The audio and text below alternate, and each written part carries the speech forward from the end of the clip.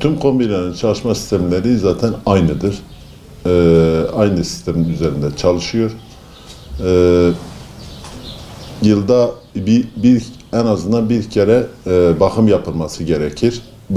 Bakım nedir? Bakımı baca temizliğidir. İçindeki eşarjörlerin temizliğidir. Filtrelerin temizliğidir. Ve baca sensörlerinin bakımıdır. Hava tankının, genleşme tankının içerisindeki havanın, barının ölçülmesi, ondan sonra yıllık bakımı yapılır bir uzman tarafından. Bir uzman teknisyen tarafından yapılması gerekir.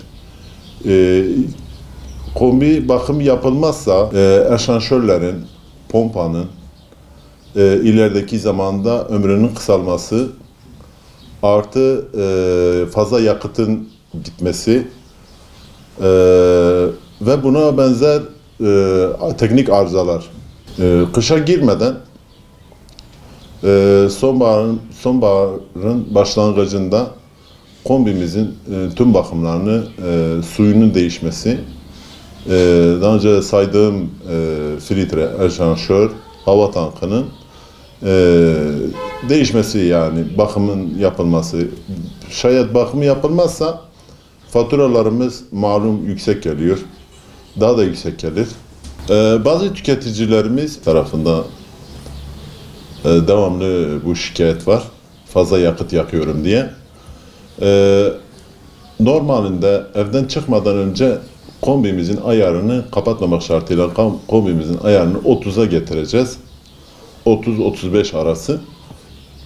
Akşam eve geldiğin zaman tekrar mesela 45-50 neyse o ayara, vücut ısısına göre, ortam ısısına göre bunu kombiyi yapacağız.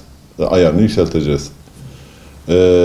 Kombiyi kapatıp açma, kombinin su kazanındaki suyun soğutuluyor. Tekrar akşam geldiğin zaman, açtığın zaman tekrar fazla yakıt yakıyor. Ama bunu gidermek için evde kimse olmadığı zaman, yani işine falan gittiğin zaman o 30'a 35'e ayarını getirirseniz hem ortam sıcaklığını korur hem de kombinin içindeki haznedeki su devamlı 30-35'te kalırsa daha bir iyi olur. Yakıt açısından da bayağı bir ekonomi kazanca gireriz yani.